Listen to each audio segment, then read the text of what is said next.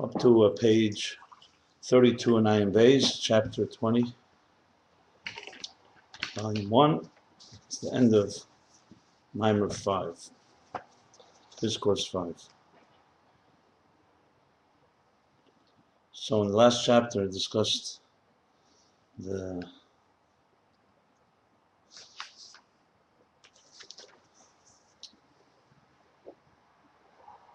status, the state of being of the 10 hidden spheres, and what kind of state they're in. That even though they are 10 spheres, but they're in a very nebulous and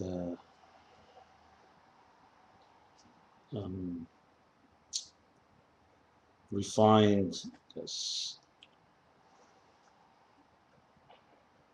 ethereal state.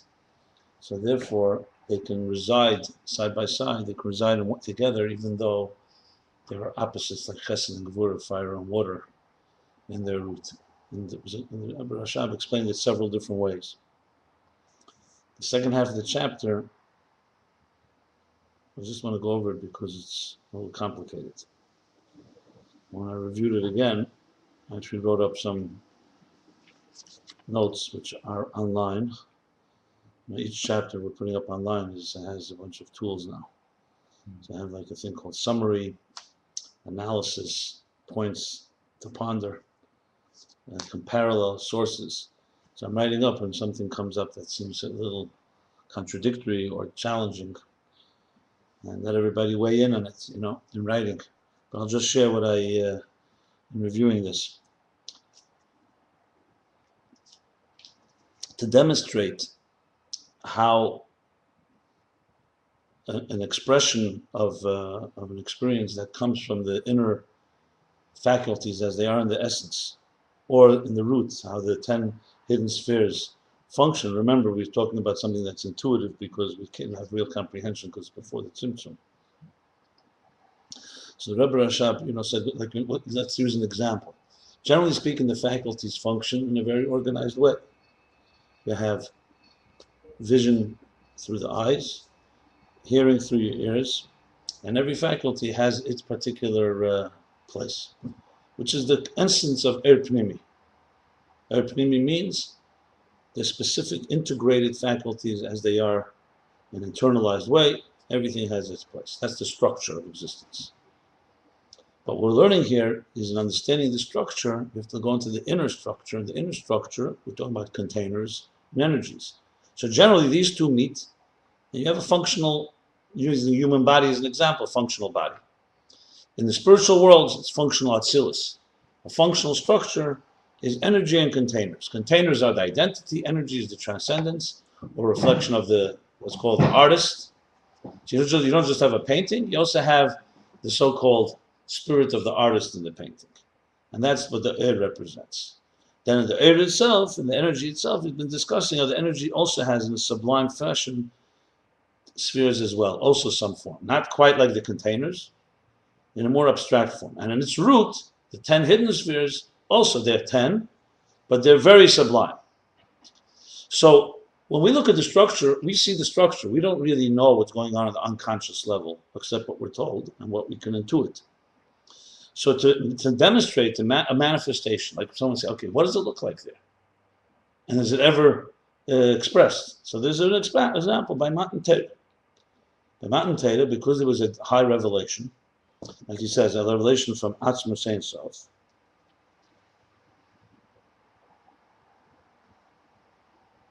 From Lamaylam Seder Shas, which means a gili from higher than the structure, which in Nefesh means a gili of your deeper koiches, which don't usually happen.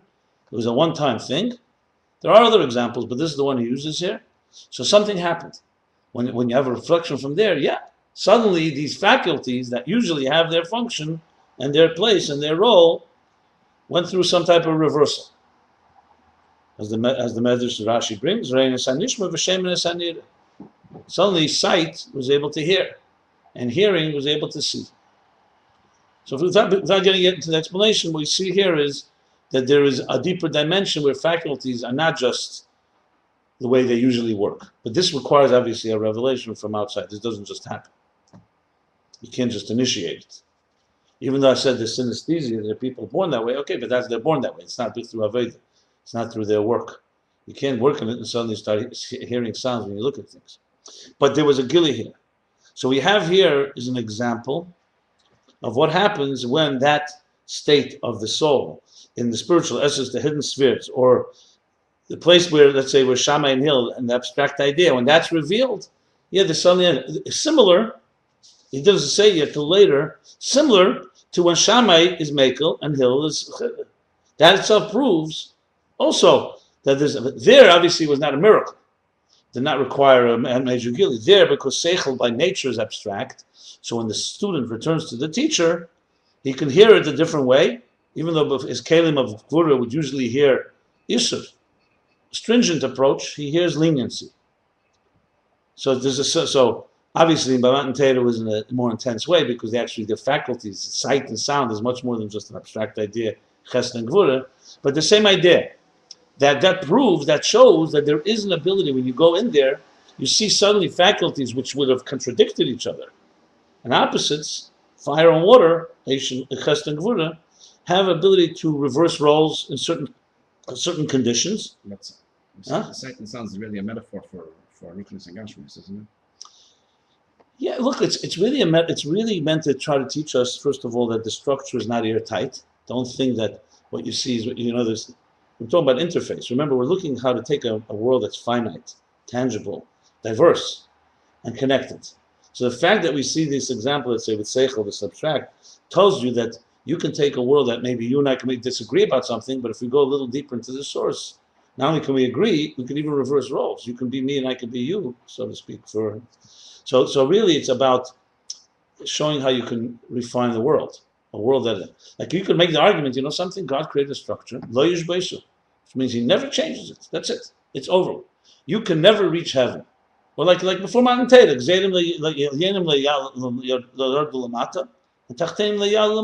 that's it. It's airtight. Just like you can't jump more than a certain amount of feet, and you can't fly. There's limits. But the whole point, of course, is the interface that we want to connect with the divine, that we could connect Gvul and Bli Gvul, which initially seems illogical or seems impossible. So that's why you have to have Bli Gvul within the Gvul and Gvul within the Bli Gvul. That's really what's going on. So the Gvul and the Bli Gvul is that the Eir has in it some type of Eir Gvul, very subtle.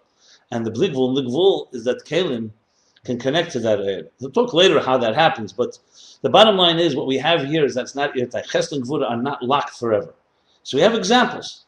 This is not talking how do we, this example you could say is only by Matan Torah, once an exception. But it shows us that we have it all the time inside of us. The soul always carries these faculties in this more sublime way. But here, okay, that's a so-called summary of the general thing. But then, in page 31, end of this second half of the chapter 19, goes into a whole discussion.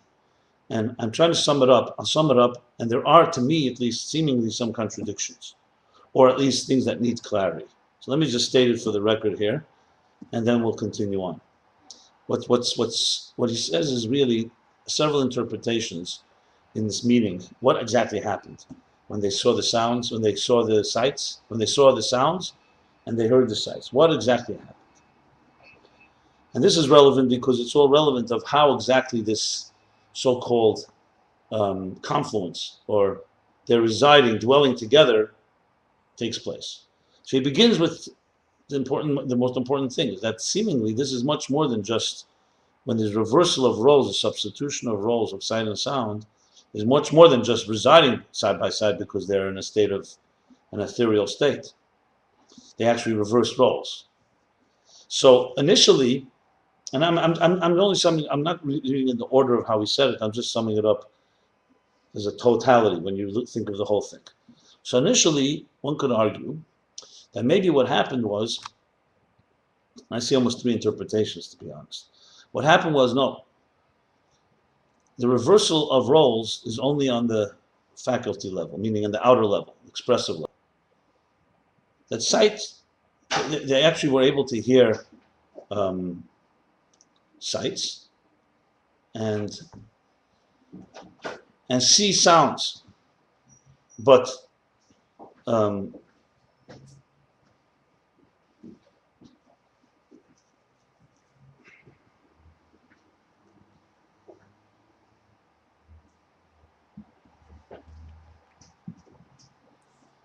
but nothing happened really on the essential faculty level. In other words, in a way, this is not even a proof of anything, because you could say the faculties as they are in the essence of the soul are not yet shaped, so therefore they can reverse roles without any issue. It's a chiddush, an innovation on the outer level that usually they can't, and even there they have it. So then you could argue basically, so it's not really adding anything really new, except showing, yes, it is showing that that there's a place where these faculties do not have this distinction, but it doesn't necessarily show something more than that. Meaning it just shows that they can reside side by side. And it's not a question why they reverse, because the reversal only happens where there's really a distinct identity.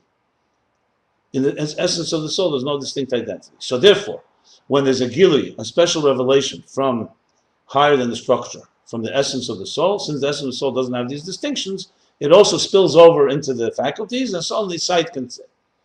And that's that. But he says, kosher le'emerkein. You can't, it's difficult to say that, because the distinction between Riyah and Shmiya, sight and sound, is not just in the containers. It's not just on the way the expressed faculties are expressed. They fundamentally are two different elements. Because Riyah grasps the essence of something, and Shmiya, sound and hearing, grasps its being, its expression.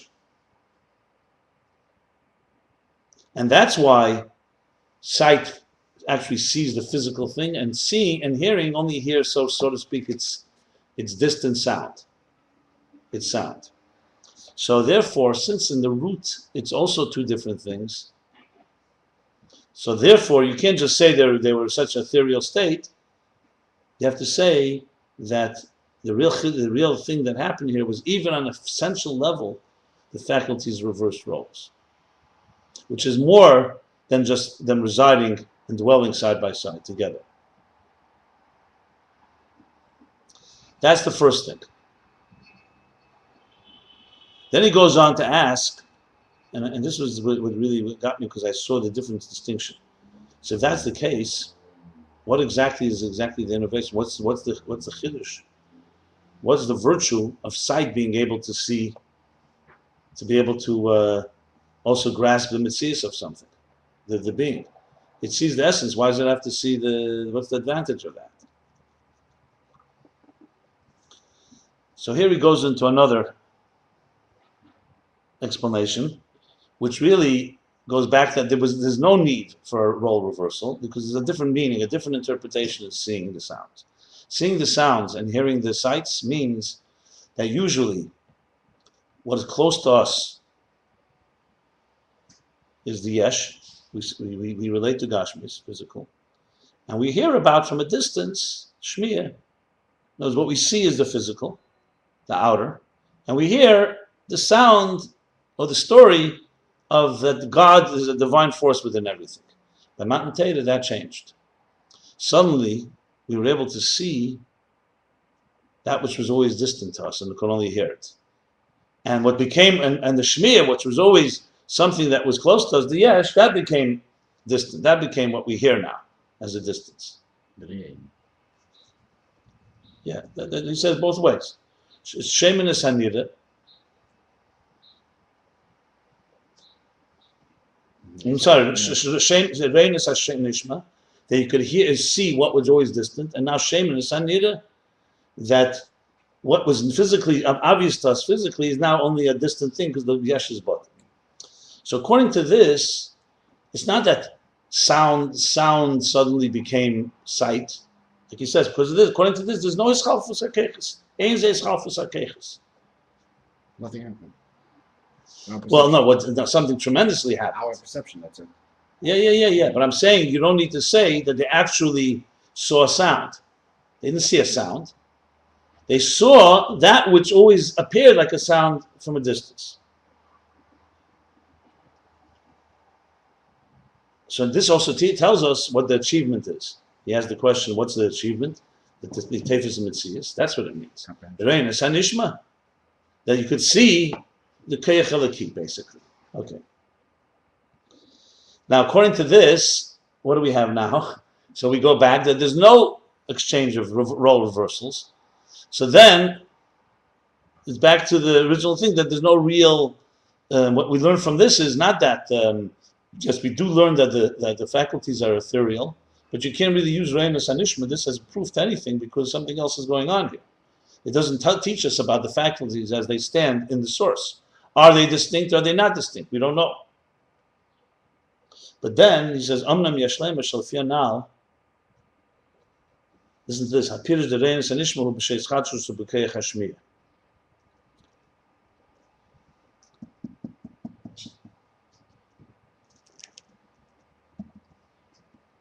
One second. So listen to this. This is interesting.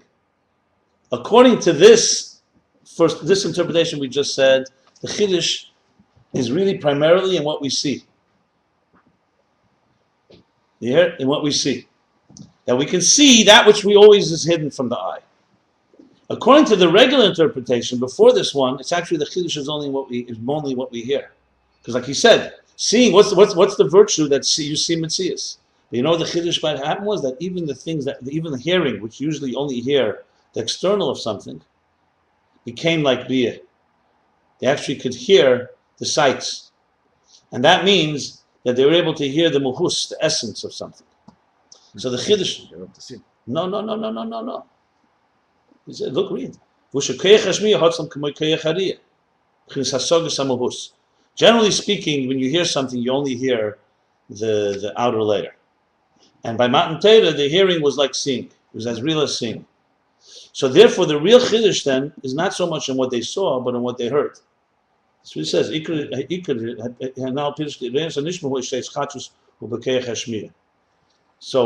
so Riyatak is not such a major, what happened by, that they were able to see the sound is not such a, like he asked the question before, what's so important, what's the virtue of that?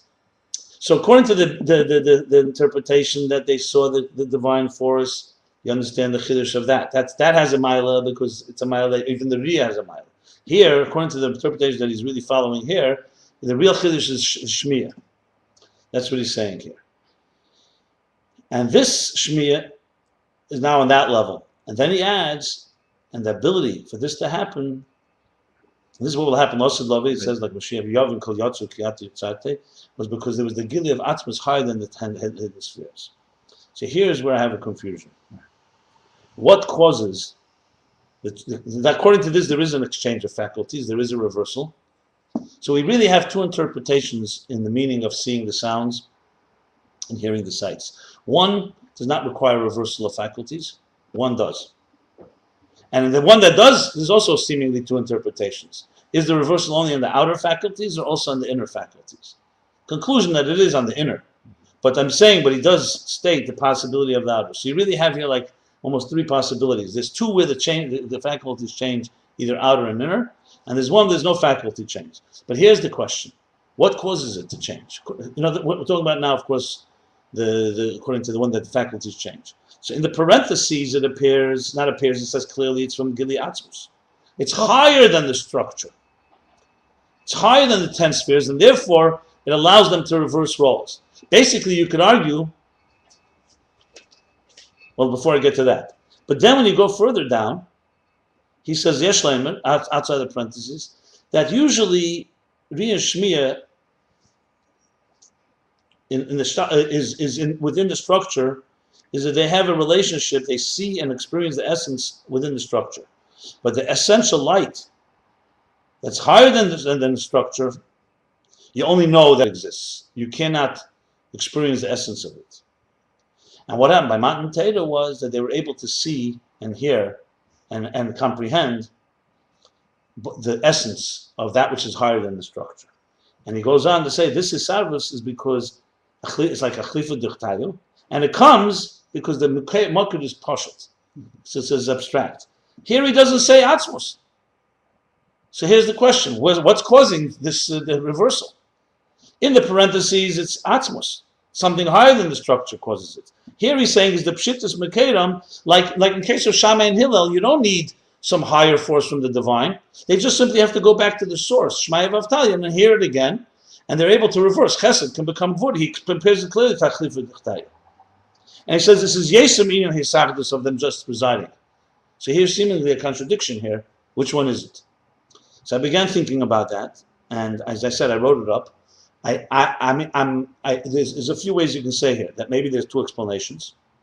One is that it comes from higher Atzmus, and one that it actually comes from lower. Then I was thinking maybe it depends what you're talking about. If you're talking about residing side by side, that you don't need the power of Atzmus, because the faculties themselves are ethereal. But if you want them to have exchange reversal of roles, there you need something higher, because what causes them to reverse the roles?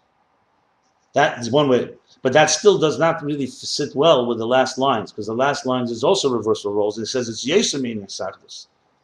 So I was thinking that maybe something opposite, and that he's alluding to, which is not, as I said, it needs Tzarech here. And here's what I want to say, it's like this.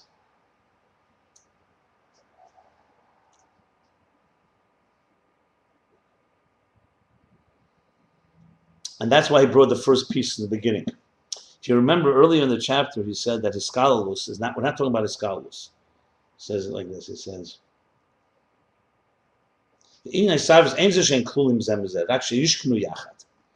in the abstract source, in the Etzem Yuli, it's not that they're interconnected, it's just they reside side by side because it's in an ethereal state, so they can reside side by side.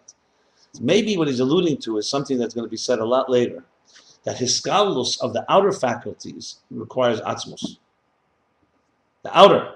The inner faculties, because they're ethereal, they can reverse roles, which is what he says at the end here. But if you want the outer faculties to actually reverse roles, there it's not enough. You need to have something of power that's even higher. That's the first answer. Yeah, so it's all, so in other words, that's why you need all these different explanations here. Anyway, I'm just throwing this out there because I was reading it and I just thought anybody who's learning this may come to the same challenges here, because there's a lot of things not spoken. So much later, the Rebbe Rashab, if you look at chapter 227. No, not the one that's a different one.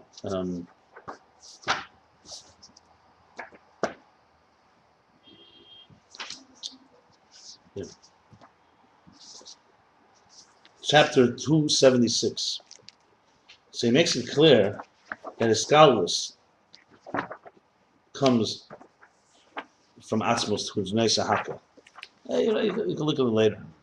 So that's what made me think that now since it's not Hiskalus, so the question really is how you see Reinas Anishma Shem and Sanira. Because Reinas Anishma Shem and Sanira, they hear the sounds, is not just that they reside side by side, they're actually reversing roles, which means it's much more of a Hiskalus thing than it is a. But remember, it's still complicated, because by Chlifu Duchtai, he also made it clear that's not Hiskalus. But Shammai in Hill, it's not because Shammai has also Chesed and Hill has Gvura. It's because in the root. So this is very much connected. Is it coming from an outside force? Is it coming from the system itself? Bottom line, the fact that the faculties can connect, is it coming from Atmos outside of the system, or is it coming from within the system? I would have to say both are correct and they're both necessary. But it's just interesting, the plot thickens. Okay, that's a summary, a little of chapter 19, a little additional food for thought. And I'd love to hear what others have to say about this.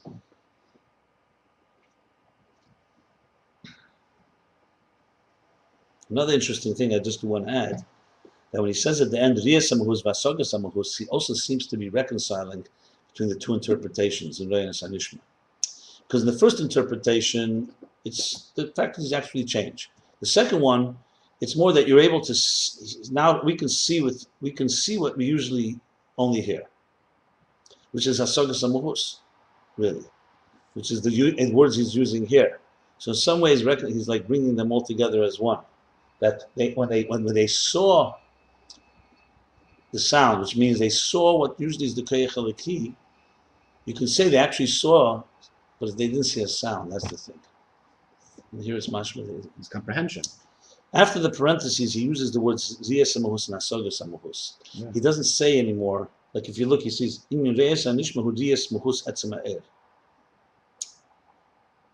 He doesn't say Venus and Nishmas, they saw a sound. It's Nias Musatzmet. It's very similar to the interpretation that it's not a literal exchange of faculties. Yeah. But here he's talking about exchange, because look at the second later, he says, In Yasavish Sukkah.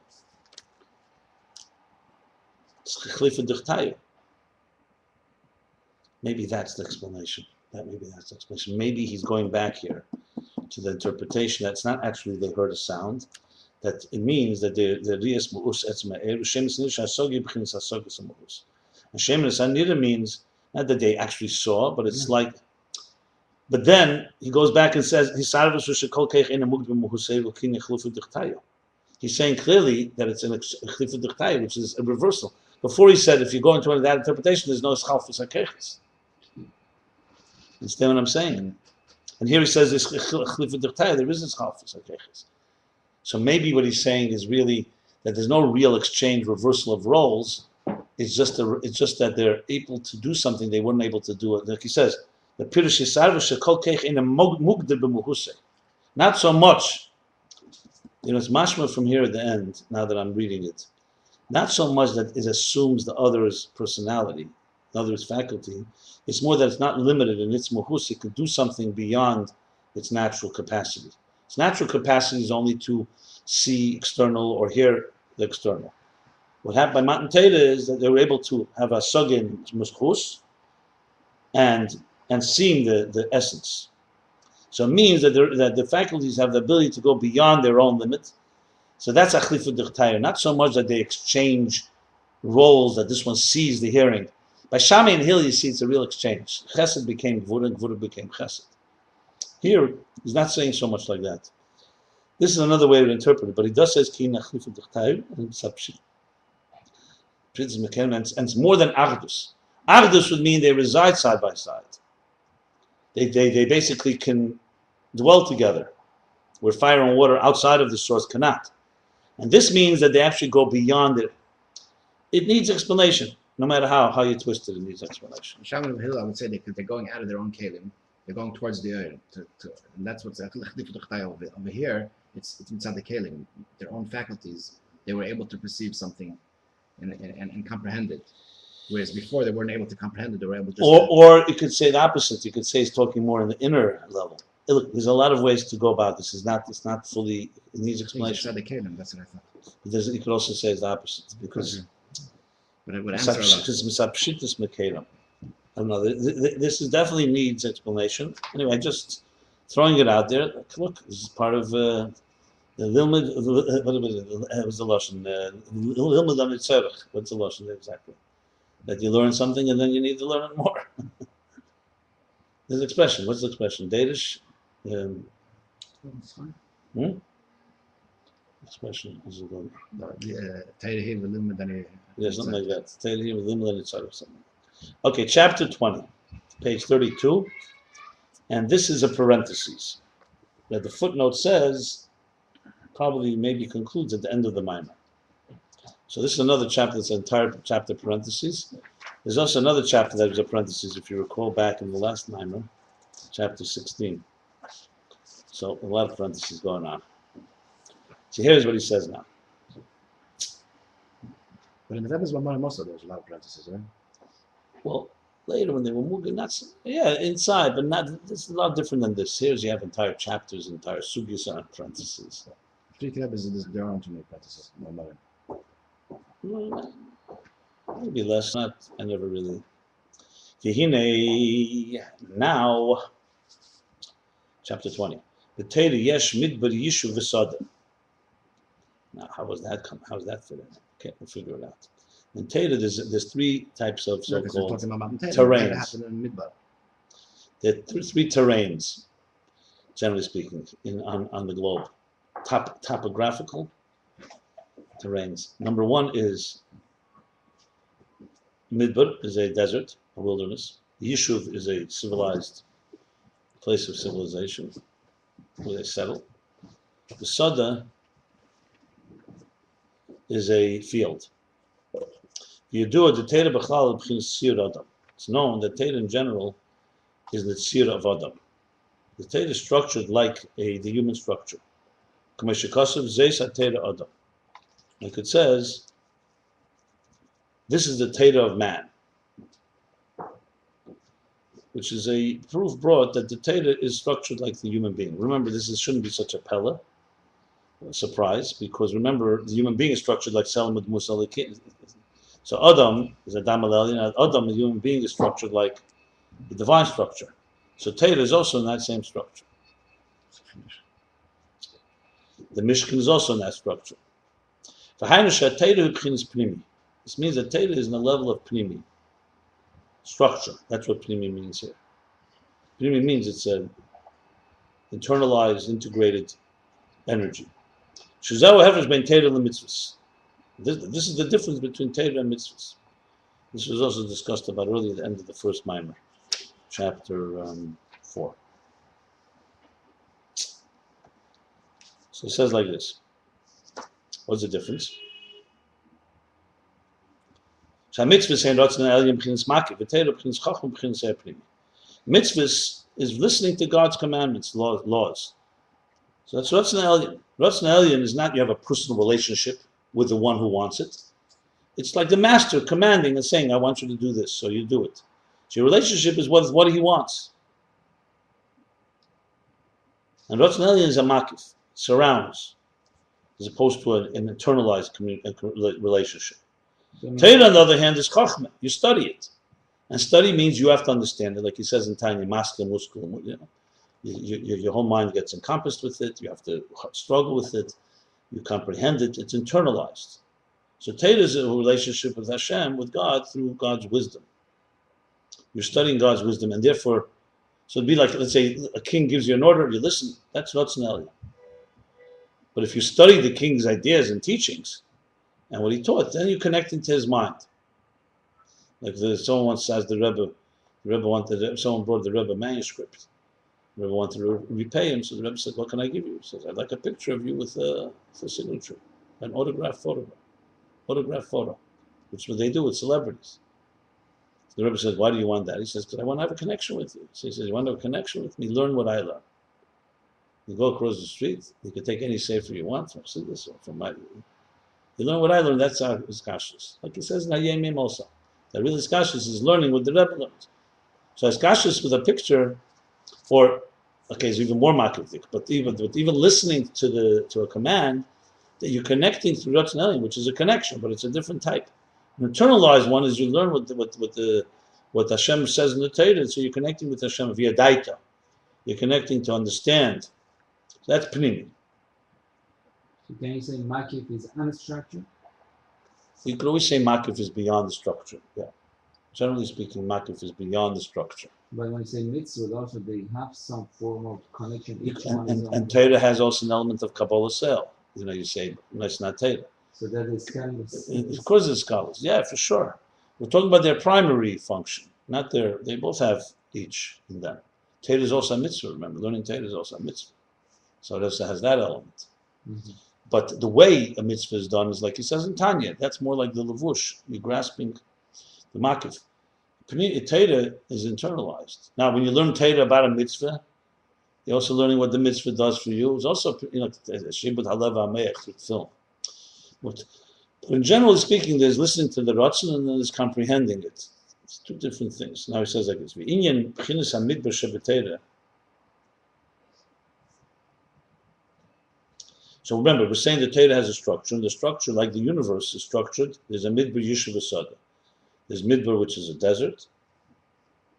So now he's explaining what's midbar sheb'Torah. What's the midbar sheb'Torah? I should just elaborate a bit. We say elam katan zeh adam.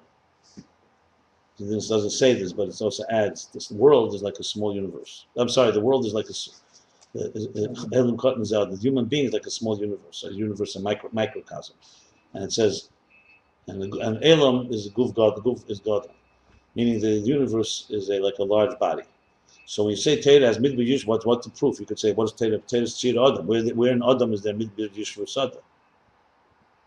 So it says in Medrash that in Adam, because Elam Katan Adam, it has valleys and mountains, and it has these three things, midbar yush v'sada.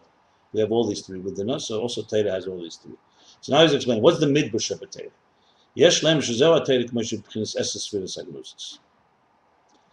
Yeshleimer, you can say this is the Torah as it stands in the 10 hidden spheres. This is connecting it back to what we were discussing. The Ime Yeshin Spheres, even though they're 10 spheres, they don't have any substance, they have no being, they have no, and they have no distinction. Remember, he made that clarification earlier. That they don't have substance, and therefore they also don't add any ribui. They don't add any multiplicity. Yeah. So there's no distinction.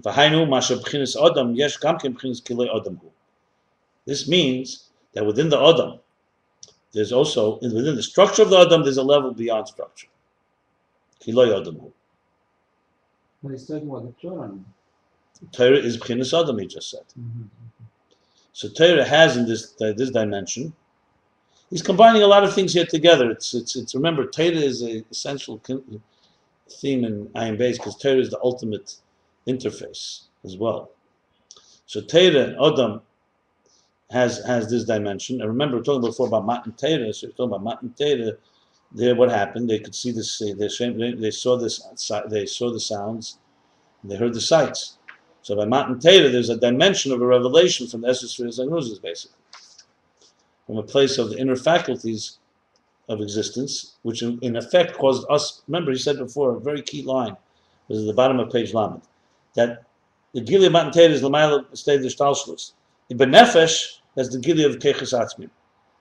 So the same thing he's saying here. So Torah, Matan Torah, two things happen. I mean, two things. It's one thing, but two. One is that there was a Gili from a higher place of the structure, what he's calling now the accessory Sagnuzis, Lo Adam, and that impacted the human being, that our faculties came shining forth from within. So therefore, it caused this reversal, however you interpret the faculty. What's the word? Crosswiring. We call it faculty crosswiring of the faculties. Okay, so that's the level of midbar within the Adam itself. Lo Adam. Remember, Lo Adam who talks about a midbar. Ki Lo Yoshev Adam. Malkum Shelo Yoshev Adam Sham. So the Alter Rebbe says in the Likutei Torah, this passion by midbar, that there's two interpretations in midbar. It's lower than Adam, a place a human can't live there because it's lower than civilization. But then there's a level that's Lo Adam, Lo Yoshev Adam Sham, Shelo Yoshev Adam Elyon Sham, because it's higher than structure. It's higher than structure. That's why the Torah was given in a midbar, because the Torah had revealed something higher than the structure. It wasn't just structure. So something given structure, the Beis HaMikdash is built in Yerushalayim. It's within structure. It also has elements from higher, but that's the reasoning. So midbar really has two things. And the root of the lower midbar is in the higher midbar. So Lo Yoshev Adam Sham literally means it's not a place. It's not a place. It's not a place for a human being to live. Why? Because it's lower than human being. It's dry, arid. It's not habitable, right? It's not inhabitable. But then there's an expression that midbar really comes from a place that's beyond. So this is what he's saying. His midbar. Lo Yodam. Yesh Leimer Shezobkin Seidim V'Rozen Daraisa. And in Torah itself, you can say this is the secrets. Interesting. Seid and Roz is just Aramaic and Hebrew. So he says both. Seidus and Roz and Daraisa. The secrets and the secrets of Torah. Maybe sometimes Roz is Gematria Eir.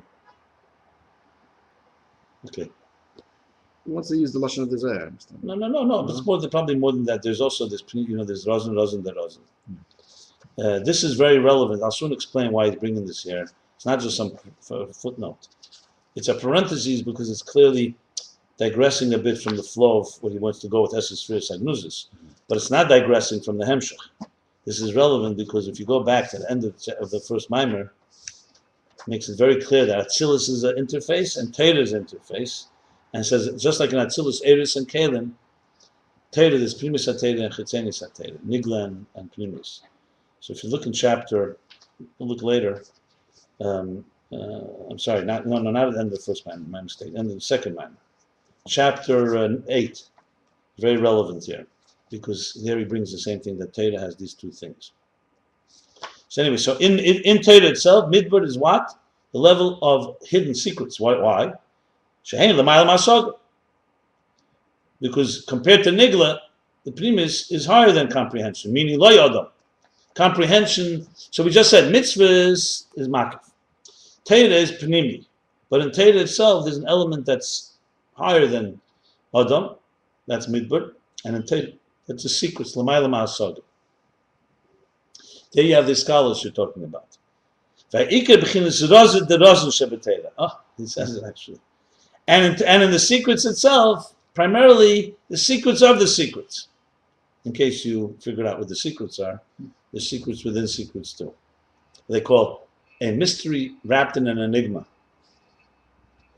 That are completely concealed and hidden. Like he says elsewhere. I don't know where the elsewhere may be, but it could be Imre Bina, where Chassidus brings the Alter Mittler Rebbe, brings the difference between oil and wine. So shemen, they're both concealed in the fruit, one in an olive, one in a grape. But yayin is considered to be rosin, and shemen is rosin de rosin. Rebbe brings it with you, Taskislev, shemen, Chanukah. Wine is easier to it doesn't take much to get the liquid out of it. Shemen needs more pressing. There's pressing of olives. It takes time. Now, wine takes time in the fermenting mode, but the squeezing doesn't take much effort. You could do it in a bathtub. But the oil is a whole other process. So oil is also thicker. So basically, he explains there the properties of oil and wine, also in halacha, is that that oil is the deeper, the secrets of the secrets. What does it mean in pnimi? It means you could say something is a secret. Like, for example, I may hold a secret, not reveal it to you. It's just a matter of time. It's not that you're incapable of hearing the secret. I just am not revealing it yet to you. My financial versus my one is the secret. Yeah, okay, that's one. But I'm giving you a simple example. But then there's a secret that even if I reveal it to you, it will remain hidden from you because it's fundamentally elusive. It's fundamentally beyond really comprehension. So one is beyond comprehension relatively to where you are. So today it's still a sod. The other one is a sod be'etzem. I mean, that's one explanation. I just want to give a distinction between the two levels of rosin here. All this is midbar. Beyond the loy adam within adam. The beyond structure within structure. And therefore, that's why it's a midbar. And mele, in this level, there's no pleasure. There's galus atik ubabina b'hasaga. I know we're going to say pnimi saba, pnimi satik, etc., etc. I'm sure he's going to ask it somewhere. But for all practical purposes, let's talk about this element of atik, which is pleasure, tainug, is primarily in bina. When a person has an innovation and a concept falls into their head, you don't have quite the same pleasure as when you develop it and you really appreciate it. It's more pure in the chochma. And there's no pleasure at all. Sometimes, a great idea is a great idea. But when you say full-blown pleasure, that's why you say Shabbos is chochma, Yom Tov is bina. Shabbos is more einig, and bina is more simcha.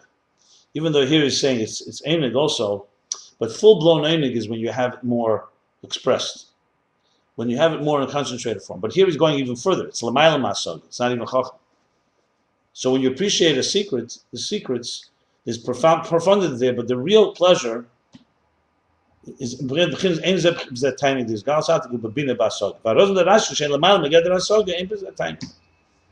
secrets of Torah, which are higher from comprehension, it constantly remains elusive, which is interesting. If you start having too much pleasure in learning Chassidus, it means you're not getting it.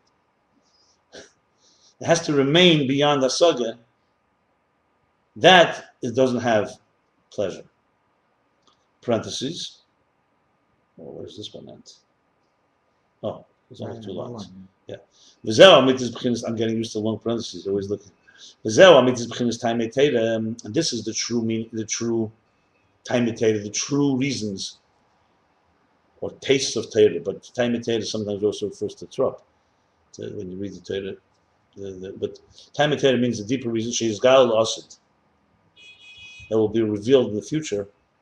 In a pleasure that it's not sensed, a type of non-sense, non-tangible, but that you don't sense. Like it says elsewhere, in future will be asagas amuhus. You'll actually relate to the muhus, the essence of it. In other words, today we only piece together things like through hearing, alluding to the sight that he spoke about before, Shmiya and Riyah. In Samach Vav, which is probably what he's referring to, talks about two types of tainug. A tainug murgish is when you eat a piece of food and you have pleasure. You hear a song, you have pleasure. You hear a beautiful thought, you have pleasure. You can sense it, you can describe it, and you sense it. It's murgish. Tainug bilti murgish, he's warning here. This doesn't mean that you learn pnimi that there's no, it's painful. Even though the Zada says, Ein Mason does it el Nishamemis Asmel.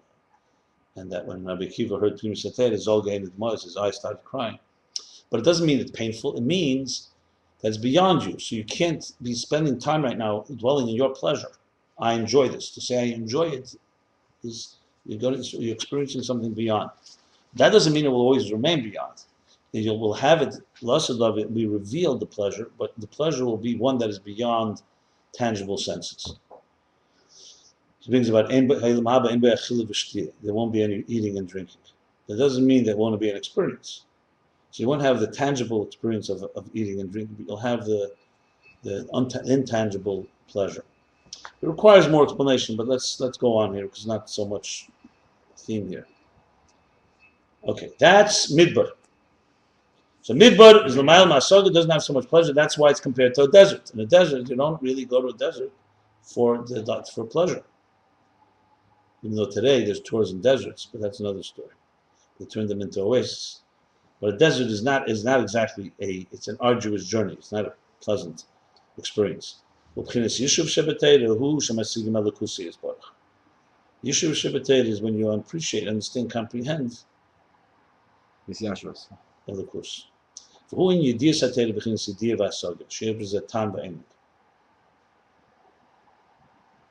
think what isn't Masig Elokus Rosen Deraisa? No, but it's clearly talking about understanding godliness in a way that you can relate to. Understanding, comprehension, knowing. And this has time, but Nigla is Masig Elokus. That's more Masig Elokus, what God wants. Okay, that's what he says. I would say it's probably Rosen Deraisa is more like learning about the beyond of God. And this is more like Mamala Kalam, like more like his abundance, let's say, what the Rambam says.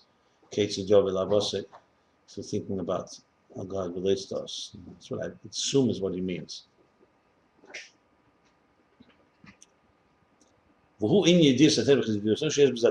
This has taste and pleasure. The Sada, the third thing, the field, it's like in between the two. People don't live in a field, but it's a yishuv. But nevertheless, it's necessary. It's the tzedek. It's for the needs of the civilization, for the settlement, because you need a field, things to grow there. And midbar, even though nature, God created midbar, also has its role in the universe, but it's not a direct benefit to anyone. So b'chlal yishuv yachshav, and therefore it's considered in general like part of the yishuv. So halachically speaking, asad is not a midbar. Asad is part of the yishuv. Is there a geila halacha this?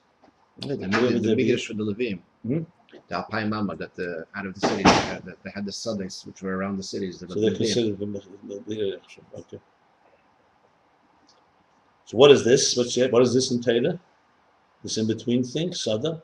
Yashlem Shuyin Kavonas HaMitzvahs. Shlem, we could say this is the intention within the mitzvahs. The Imi Yeshu Zer Gamkin HaSoge. Kavona is already, you're thinking, let's say, when you put on film, you bind your mind and your heart. Every mitzvah has its kavona. So this already, even though this is, so Gamkin HaSoge, even though it's a form of this already is HaSoge, because kavona means you're thinking about, you're comprehending something. Nevertheless, it's not like learning Torah when you learn Torah. In other words, when you think about the kavanah of a mitzvah, the primary thing is still the mitzvah, the ratzon. But you have to have kavanah in the mitzvah. When you do Torah, the primary thing is understanding what you're learning. That's why you have in kavanahs and mitzvahs things that are liikuva, things that are not liikuva. Some mitzvahs must have a kavanah, like a korban. Some mitzvahs don't need a kavanah, like tzedakah. Just shows you that a mitzvah and kavanah are two separate things. Now, in some cases, kavanah is necessary that you focus and concentrate. But the bottom line is, it's not quite like learning Torah, where learning, I'm talking about learning, not saying balpeh, not saying lo yodeh ma kamar. I'm talking about someone who learns and understands. Okay, so we have three things in Torah, just briefly. One is razin, razin de razin, secrets of the Torah primarily. That corresponds to midbar. That's the level of Torah in the accessory sagnuzas. That's the hidden spheres. So it's higher than the structure, within the structure, of course, because it's all Adam. Remember, all this is in Adam. So the highest is midbar, which is that which is higher than the structure. Specifically, that is, it says, the secrets and the secrets of the Torah. You didn't say it was low Adam? Huh? You just said it was all Within the Adam. I thought so. We said it was low Adam. Within the Adam, he said. Low Adam within Adam. Yeah. Then the second level is the other extreme, Yishuv rather. That's learning Torah and comprehending and the pleasure involved. And Sada is in between. Sada is not full comprehension, but it's like the comprehension, the kavanah of mitzvahs. How this is helping us understand the last chapter, I'm not sure yet, but let's see where it goes here. And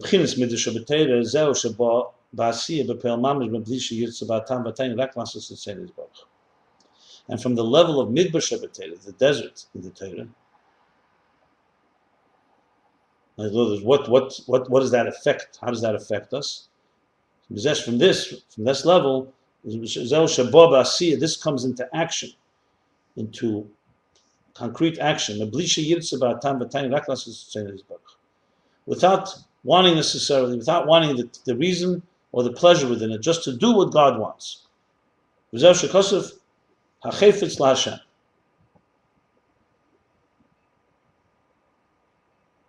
Shehu b'chinas hatan. Kishmei b'kel Hashem b'kim b'pel mamash b'li shum tam. What's the lashon there? Chefetz LaHashem. Kishmei b'kel Hashem. I have to look it up. It's just two words. It's very hard. It's just two words. It's very hard to know where it's coming from. Yeah, but basically he's saying that there's an element of just doing it because God wants, without interest in the reasons or the pleasure that you get from it. So Chefetz LaHashem, Chefetz is, he wants to have, he desires godliness. Shul b'chinas hatam, that's the reason, that's the tam, that's as a taste, that's the pleasure. K'shmei b'kel Hashem is listening to the voice of Hashem, b'kim b'pel mamash, just fulfilling it in action, b'li shum tam, without any reason. This is the midbar shebeteira. In other words, the dimension of Torah that's higher than Hasaga, the secrets, ultimately, it elicits in you the fulfillment of what Hashem wants. This is all Torah, not even mitzvahs. This is in pnimi, in Adam, similar to what a mitzvah is, that he said before, mitzvah is ratzon eliyah, just for the record. Okay. This is the level of Eretz Canaan, not just Eretz land, but Canaan. What does it mean? The Eretz Tamu Inya Midbar. Because he did say mentioning Eretz Canaan a few chapters back. Where did he mention it? Yeah, you know Canaan? Canaan was From Niskar? Yeah. In the earlier chapters here? Yeah. I don't remember. That's why he's tying you back to that. Really? Can you remember what I'm chapter? Sure, I'll find it. Okay. Let's see what he says. The Eretz Tam, when you say Eretz Tam, regular Eretz, Inya Midbar. That's a Midbar, desert. The Nikretz Knashem Zebob Kines Hachnia, Achnia, Aveda Blita. Knan from the word Achnia, which means submitting yourself, submission, surrendering. So Eretz, general, is Tam. Eretz Tam Inya Midbar. Well, first of all, okay, it was Shlach Chanash, the Maimer starts with Shlach Chanash, which is Canaan. So the end of the Maimer Shlach? No, right at the beginning. Shlach Chachas, page Chachas. Oh, this is what he's concluding now in this Maimer. Yeah, I understand. Yeah, that's going to be the answer in this Maimer. Yeah. Absolutely. I got you. Of course. I thought you meant it another. Yeah. I'm pretty sure also something about it. If it says somewhere else, please. Yeah, fine. Now, this I know he's leading to. He's concluding the Maimer now. One second, let's finish it. Yeah. Nikretz Kashem Zebab Chins Achnia, Aveda Blita. Eretz is generally a midbar, and as Canaan focusing on the submission necessary, the avodah, the work we do without reason. Hakniya. Akniya. Submission. Yeah, like achra, yeah. Yes, I said that. I was wondering how you pronounce it. Akniya or achniya? Akniya. Okay. That's Canaan. Canaan from the word submitting. This is the advantage, the virtue, the superiority that mitzvahs have action. Mitzvahs have over Torah.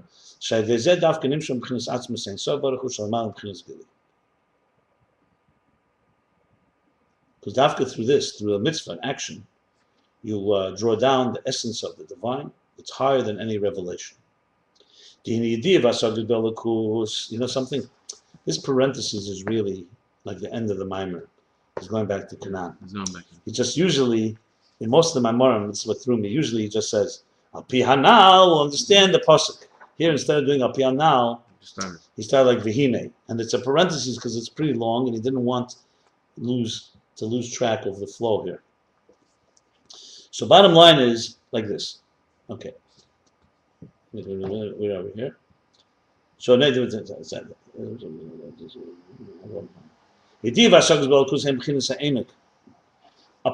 understanding and comprehending the divine, and also the level of pleasure. These are only revelations alone. They're only revelations of the divineness, of the divine infinite light. To draw and access atzmus, the essence is through action, concrete action, specifically in the form of Kabbalah Sel Malchus Shamayim. You just accept the yoke of heaven. And it's known that we still need to have Giluyim. Remember, I gave the whole explanation in one of the previous classes, the difference between what I spoke about the Yofa Shachas B'Shuva Meisim Tevim, that you have to have Etzem B'Gilu. It's not just enough to have the Etzem.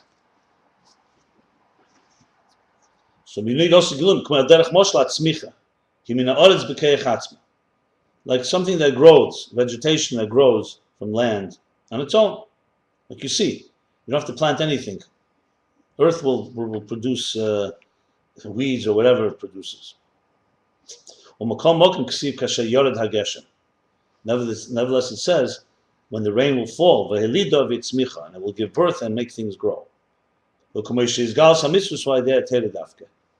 revelation of mitzvahs is through Torah. We spoke about this also.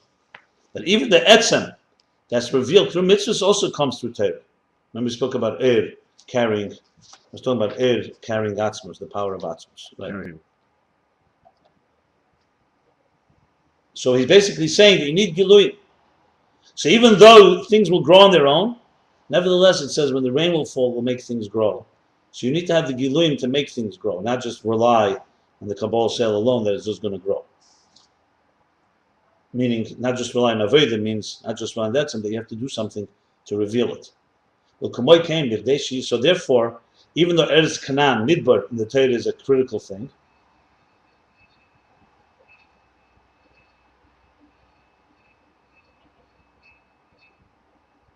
nevertheless, you need to have the Gilum. Same thing is, in order for have the Gilui, the revelation of the action of mitzvahs, which is brings down the essence on their own, like he said here, like things grow on their own on the ground. You need to have mad is mayim tchurim. It's literally the waters of the male, masculine waters. It's usually man and mad. Allah's man is mayim nukfin, susil tata. It's the keva, the female, the recipient, reaching upward, and the mad is the hamshacha, the masus da'ela of the mashpia, the zachar, the transmitter, transmitting downward. So he says here, even though this Gilui Torah mitzvahs, in order to have the power of mitzvahs, which we said reveals the etzem is like something growing out of the ground on its own, nevertheless you need to have like the water, like the rain that falls. a revelation of light, of energy. And this will cause there to be a reaching, a generating of energy from below the Maisa Mitzvahs on their own. So the water, therefore, doesn't cause, the water is a catalyst to get it going. So yes, if the earth has the power to make things grow on its own, it doesn't need water per se, but the water is the catalyst that makes it happen. So it's not that the water plants seeds. The water is arousing, stimulating the power of growth within the ground. So mitzvahs have the power to reach the etzem, but you need the giluyim of Torah to make it happen, to bring it forth. Like we said about the containers. Containers have a connection, but there's the energy that reveals it, or else it just remains like latent. Normal. It would be like you have a potential, and it's a mentor, teacher, coach that brings it out of you. So it came from you. It's yours. No one gave it to you, but you need someone to help stimulate it, ignite it. And this was the purpose. This was the union of the sending of the scouts, to spy out the land. To spy out the land of Canaan. Their role was to bring down this, like a rain, this awakening from above, to awaken the power of self-generated effort from the earth. So Eretz Canaan is Midbar, referring to Achna, the Kabbalah sale. But you need the Meraglim, like a sense Torah, to come and stimulate it. The Tachas HaKavana Hu Asiyah B'Peil Mamash. The ultimate purpose is the action. Action is paramount. Shebezeh Dafkan HaYisun El Kanal. Specifically through that you have the Yusun Eir, the real powerful light, energy. And this is why it's called Eretz Canaan. The Tachas HaKavana Hi Achniya, the Kiyam HaMitzvot B'Peil Mamash Dafka. The ultimate purpose is Canaan, the submission to perform the mitzvahs in action, specifically.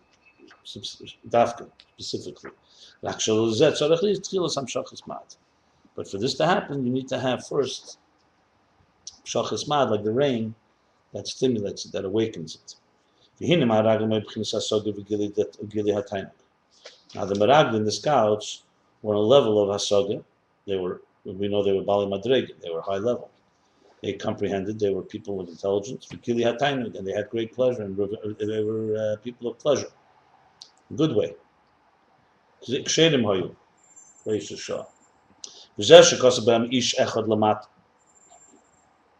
That's what it says in the beginning of Shlach. It says, Ish echad lamat, one man for each shevet, for each tribe. Ish echad lamat, Ish echad lamat. Meaning they were the leaders of each tribe. What does it mean? They were distinct entities, not accessory basically, distinct entities. Because people of comprehension have different levels. Kabbalah sale equalizes.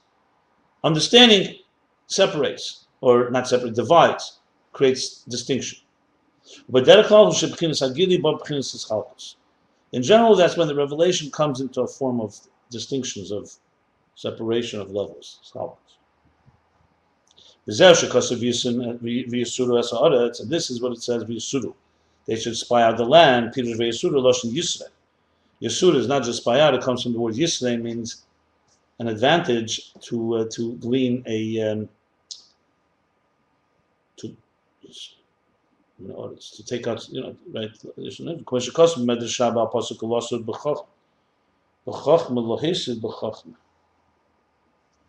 He didn't bring this message at the beginning of the matter. Am I right? No. So what's he saying here?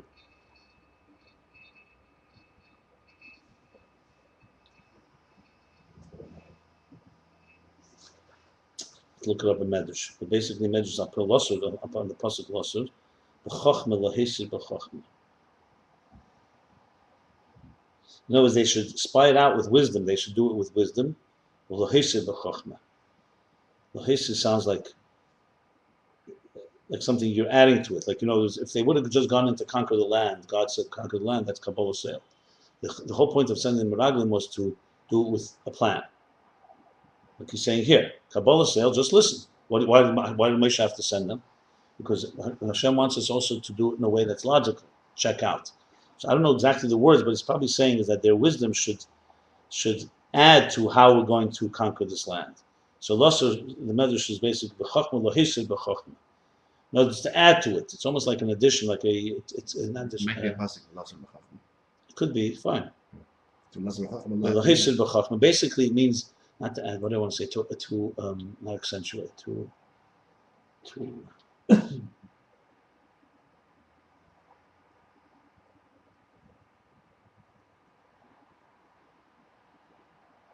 It's like what a wise person does to a situation, he makes it better. Like he,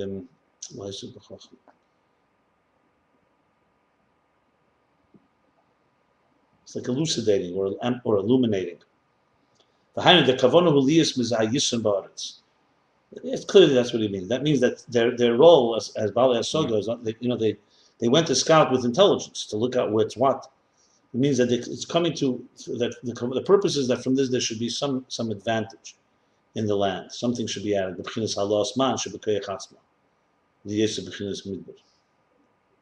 In other words, that even though the land has its own promise, its own power, but their chochma, their wisdom, Yesuru, meant to give an advantage or reveal the advantage within the power of the land that it has on its own, this Avodah that comes from Kabbalah Seh. Well, Moshe Rabbeinu hayu b'chinas ma. Moshe Rabbeinu alav hashalom was the level of ma. Shalei rotzu b'shum tainig rak b'avedis tama ana. Moshe Rabbeinu was bittul. Ma. Nachnu ma. He didn't want any pleasure. He just wanted to do a complete, Avodah Tama means a complete, finished work. And he wanted to bring the scouts also to this level. So in other words, we have here is where Etzim and Giluyim are having a conflict. The purpose of the Promised Land, even though it's interesting, Eretz Canaan is using Midbar, he's now referring it to Eretz Yisrael. Okay, I guess before they settled it. So the purpose of the land is like mitzvahs. Mitzvahs ma'asos that you have to just submit and do. And even in Torah, it's the level of Torah that's higher than Hasoga, higher than pleasure. As he says, the level of Torah.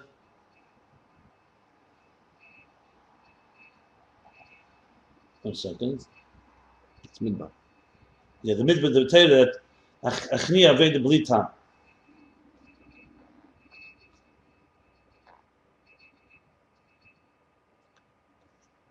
Next says, so also in Torah there's this level. Now, but in order to bring out this etzem, the essence within the land, you need giluyim, just like you need rain that brings out things to grow, makes things grow. The same thing here, you need giluyim. That's why you send meralim who are already in the structure, not etzem, and their role was to figure it out. What naveda that means is amshachas mad, like the rain, the susan leila that's coming with seichel and hasoga to awaken the power and reveal that power, and that itself has a yisur. That adds something to it. Which So it's power? not The one that's dormant in the midbar. The power yeah, that's dormant in the midbar. yeah. That is. Now, how do you prevent the problem happening that they don't end up revealing that? So you have Moshe Rabbeinu, who doesn't want any tainik. He just wants the job done, and he wanted to bring them also to this level. Obviously, they that was their sin. They didn't. And that's what Moshe said. He commanded them, "You go look, and you'll see the land." Before it mentions Veisura Sod, it's Moshe Rabbeinu told them Isam. That's the difference. Oh. So on Moshe Rabbeinu's level, it wasn't Veisura. It wasn't Melashon Veisrain.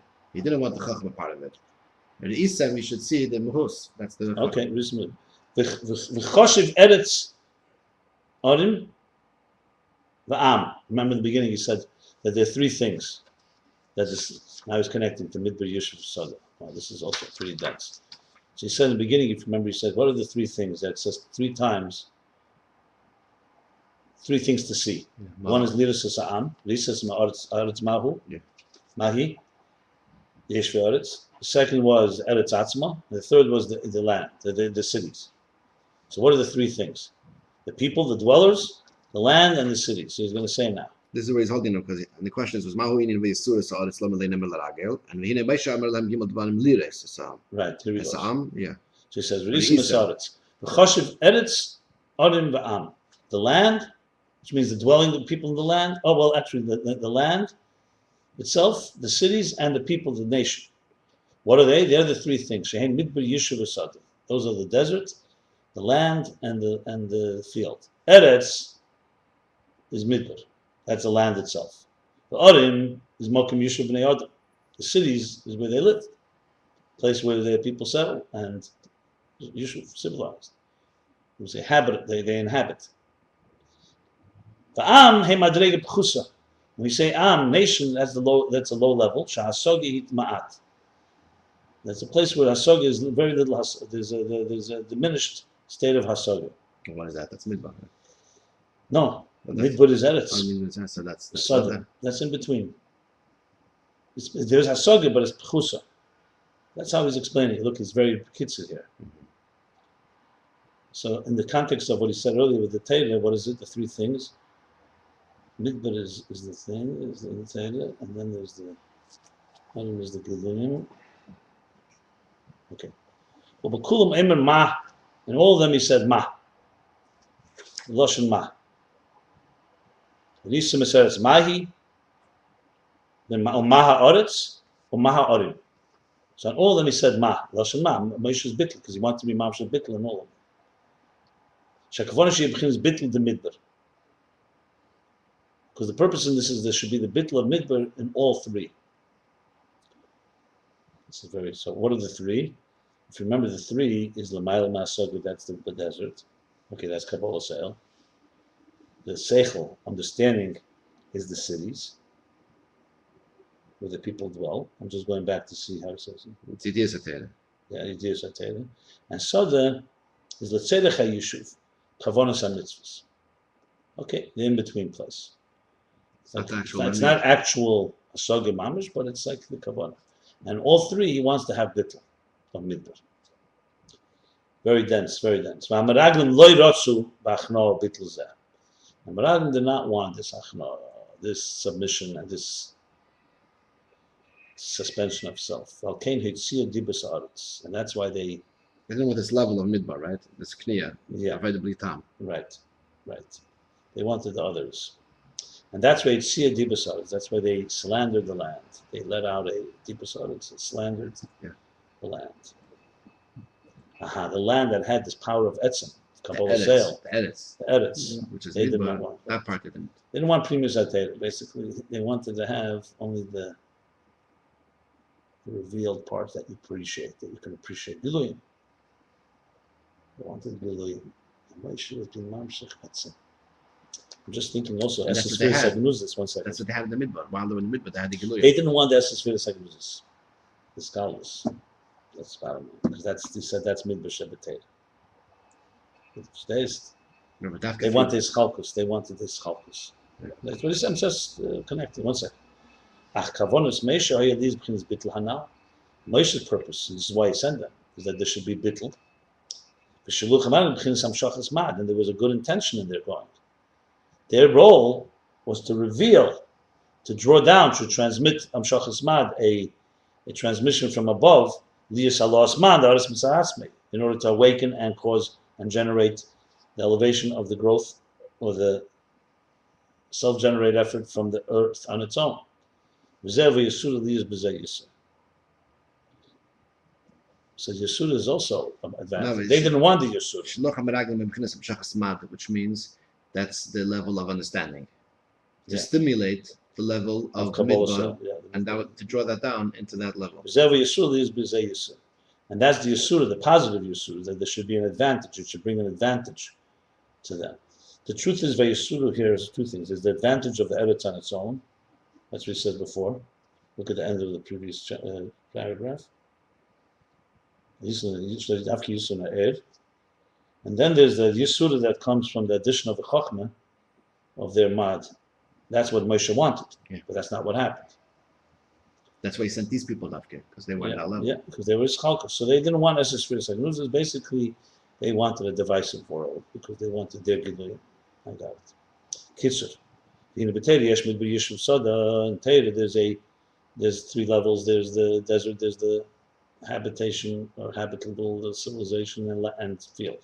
Yishlem a midbar pnimi satera b'shashay b'chins chochma desis v'sagruzis. He's adding a little more now. Midbar, Yishlem, you could say, is the inner dimension of Torah, and its root is the level of chochma in the 10 hidden spheres. Before, he just said that the Torah is generally the midbar is the hidden spheres. Here it's chochma. That helps. I'll tell you why. Has to be. Because it's Torah, right? So it's not just midbar without it. It answers also because you could say midbar is mitzvahs. Kabbalah sale, pure Kabbalah sale is mitzvahs, not Torah. We said that. So no, but Torah itself also has it within it. Wow, Torah also has it. Why is that so important? Why not just say midbar is mitzvahs? And Moshe sent Torah to be awakened in mitzvahs. No, he wanted Torah in Torah itself. You could just say it, like he said in the parentheses. Torah awakened the mitzvahs, and they didn't do the job. They just wanted Torah. They wanted to learn. They didn't want, Torah without the mach. Is that the Nesan Torah? He wanted them to have the Nesan Torah? That's for sure. But I'm saying why? But the explanation here is that within Torah you have midbar, not just that midbar is mitzvahs. I guess for the scholars. That's the level of the essential pleasure that is not sensed. Ayin lekaman Pedic. Says Reish Gimel 203. B'inyan hachachma. The yishuv is Torah shebasoga. Here it doesn't say asoga selikus. It's just Torah that's comprehended. V'sada kavonas ha-mitzvahs. And the field is the intentions of the mitzvahs. The sheidish ma'isa ha-mitzvahs b'kabol sel shemach is b'chinas midbar. I say it does touch upon that. No, he says that also before. That the sheidish, from the midbar of the Torah comes the power of Kabbalah sel. There has to be something here by his Torah, maybe because Moshe is midbar. The root of the ma'isa mitzvahs in the yoke of heaven, Kabbalah sel, just because God wants it, is the level of midbar. The Zeh is Canaan, that's the land of Canaan, Lashon HaKanah, submit. But first you need to have some revelation, like the rain. And here he adds something that doesn't say inside. You have to learn in order to appreciate. That brings you to action. And maybe that's why. So in Torah you have midbar Shabbat Torah in order to awaken the Kabbalah sale of mitzvahs. Maybe you wouldn't be able to get to that without it. And that's what Moshe wanted. That's what it should have been. They were interested in Talmud, not in the Mayvah L'Dei Ma'aseh. Well, b'zeh yizbar inyan shluch hamaraglim v'inyan v'yisur lashon yisur. And with this was explained the sending of the scouts and the thing of a yisur lashon yisur and the advantage that it brings out of it. This lashon is very interesting. B'zeh yizbar. It's like, okay, this concludes the final chapter of. Okay, so we conclude chapter 20, page 32, 33, also the conclusion of Discourse 5. We're moving along. This is a beautiful, elegant Ayin Beis. And we move to, next will be chapter 6, which goes into further discussion of the hidden spheres and the tzimtzum and so on. Okay.